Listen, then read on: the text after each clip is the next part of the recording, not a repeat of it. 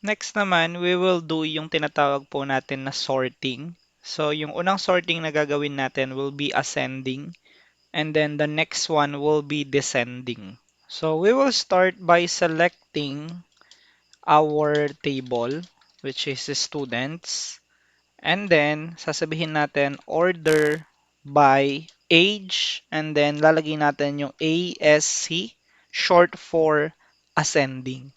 So, ibig sabihin ng ascending ay smallest to largest na age na meron tayo. Now, we will see by entering yung enter natin sa keyboard.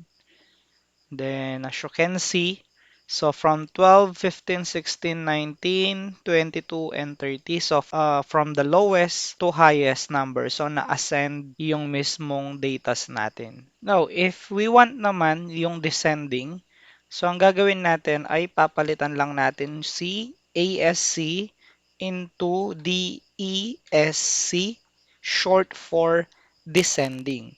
So, ang ibig sabihin ng descending from largest to smallest age ngayon siya.